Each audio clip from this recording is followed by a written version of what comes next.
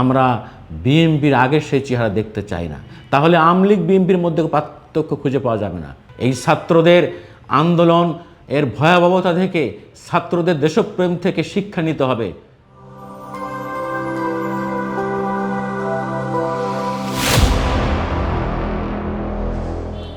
সুপ্রিয় দর্শক, আমি বিএম জাহাঙ্গীর স্বাগত জানাচ্ছি আমার কথা শোনার জন্য।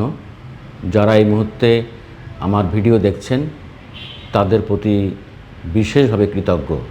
আজকের এই অনুষ্ঠান থেকে একটি গুরুত্বপূর্ণ বিষয় নিয়ে আলাপ করতে চাই, সেটি হলো পরিবারতন্ত্র। এটি আমার গতকাল বিএনপির রাজনৈতিক সমাবেশের কর্মসূচি দেখে মনে হয়েছে যে এই বিষয়ে কথা বলা দরকার। বিএনপি হয়তো গতকাল রাজনৈতিক সমাবেশ করেছে, তাদের দলীয় সমাবেশ করেছে, তাদের কাছে অসংখ্য যুক্তি হয়তো আছে, কিন্তু অনেকেই মনে করেন যে বিএনপির আগে উচিত ছিল যারা এই ছাত্র বিক্ষোভে, এই ছাত্র গণ অভ্যুত্থানে, এই ছাত্র আন্দোলনের যারা আত্মত্যাগ করেছে, যারা শহীদ হয়েছে, যারা আহত হয়েছে, সেই সব পরিবারের কাছে ছুটে যাওয়া, যারা সন্তান হারিয়েছে, মাসুম বাচ্চা হারিয়েছে, প্রতিটি পরিবার খুঁজে খুঁজে বের করে বিএনপির নেতা কর্মীদের উচিত ছিল, বিএনপির সিনিয়র নেতাদের উচিত ছিল তাদের পরিবারের সঙ্গে, স্বজনের সঙ্গে যে আগে দেখা করা। এবং যারা হাসপাতালে এখনও মৃত্যু যন্ত্রণায় কাতরাচ্ছে, যারা চোখ হারিয়েছে, যারা গুরুতর আহত অবস্থায় পঙ্গু হাসপাতালে, চক্ষু হাসপাতালে, ঢাকা মেডিকেলে সহ বাংলাদেশের বিভিন্ন হাসপাতালে চিকিৎসাধীন যেই সব বীর যোদ্ধারা, তাদের পাশে দাঁড়ানো উচিত ছিল। বিএনপি কী করেছে? বিএনপি আগে সমাবেশ করেছে, এটা নিয়ে সমালোচনা হচ্ছে। আর এই আন্দোলনের ক্রেডিট তো বিএনপির না, কোনো রাজনৈতিক দলের না।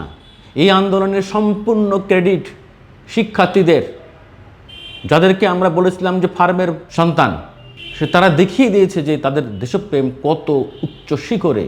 হ্যাঁ, বিএনপি সমাবেশ করতে পারতো আরও একদিন পরে। বিএনপির অনেক সিনিয়র নেতার সাথে আমার ব্যক্তিগত যোগাযোগ আছে, সম্পর্ক আছে।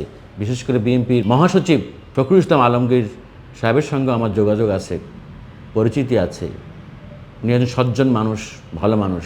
অনেকেই আমাকে গতকালকে বলেছেন যে না, তারা এটি করা ঠিক হয় নাই। বিএনপির দু একজন সিনিয়র নেতার সাথে আমার কথা হয়েছে, তারা বলছেন যে না, এই মুহূর্তে দেশে একটি গভীর ষড়যন্ত্র চলছে, যে এই ছাত্রদের যে বিজয়, এই বিজয়টাকে ছিনিয়ে নেওয়ার জন্য নানান চক্রান্ত চলছে, তার কারণে আমরা কালকে সমাবেশ করেছি। যাই হোক, আমি যে কথাটা বলতে শুরু করেছিলাম, পরিবারতন্ত্র, বাংলাদেশের রাজনীতিতে আর কোনো দিন পরিবারতন্ত্রের নামে রাজতন্ত্র হতে দেওয়া যাবে না। রাজা হচ্ছে রাজা হবে, এমপি ছেলে এমপি হবে, মন্ত্রী ছেলে মন্ত্রী হবে, বাপ মরে যাওয়ার আগে সন্তানকে আবার এমপি বানায় যাবে। এই সংস্কৃতি থেকে, এই রাজতন্ত্র থেকে, এই পরিবারতন্ত্র থেকে আমাদের বেরিয়ে আসতে হবে। আজকে বাংলাদেশের রাজনীতির যে পচন ধরেছে, তা একমাত্র এই কারণে। ছাত্রদের জীবনের বিনিময়ে, সাধারণ মানুষের জীবনের বিনিময়ে এই সব শহীদদের সাথে বেইমানি করা চলবে না। ছাত্রদের আন্দোলনের, ছাত্রদের বিজয়ের পূর্ণ স্বীকৃতি আমাদের দিতে হবে। তাই এখানে রাজনীতিবিদদের এখানে খুশি হওয়ার কিছু নাই।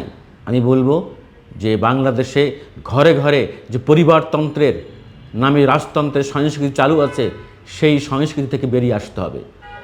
না হলে এই ঘটনা থেকে যদি আমরা শিক্ষা না নিই, তাহলে আমাদের সবার সামনে কিন্তু দুর্ভোগ আছে। আর সবার আগে দেশকে ভালোবাসতে হবে। এই দেশকে গরিব, দুঃখী, মজুর সবার জন্য সমান অধিকারের ভিত্তিতে গড়ে তুলতে হবে। এদেশ সবার, সমতার ভিত্তিতে গড়ে তুলতে হবে। ধর্ম বর্ণ নির্বিশেষে বাংলাদেশের নাগরিক, প্রতিটি নাগরিক যেন বৈষম্যের শিকার না হয়, প্রতিটি ক্ষেত্রে সম অধিকারের সুযোগ পায়, সেই ধরনের রাজনীতি আমাদের উপহার দিতে হবে। তাই আমি রাজনীতিবিদদের কাছে বিনীত অনুরোধ জানাবো, তারা যেন নিজেদেরকে শুধরায়, তারা যেন ভালো হয়ে যায়।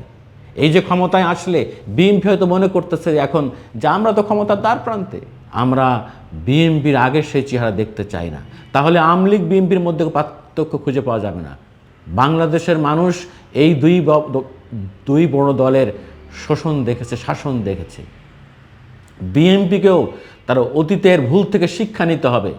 বিএনপি হয়তো এখন মনে করতেছে যে 3 মাস পরে নির্বাচন হয়ে যাবে, অন্তর্বর্তীকালীন সরকার দায়িত্ব নেওয়ার 3 মাস বা 6 মাস পরে ইলেকশন হবে, আমরা তো একেবারে নির্বিঘ্নে ক্ষমতা চলে আসব।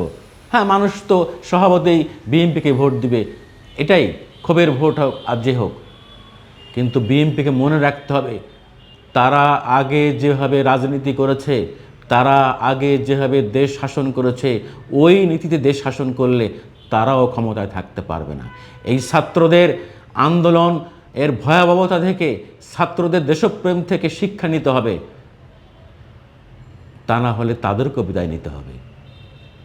আমি শেষ করব এটাই বলে যে আমাদের বাংলাদেশের প্রতিটি নাগরিককে তার দেশপ্রেমে উদ্বুদ্ধ হয়ে এগিয়ে আসতে হবে।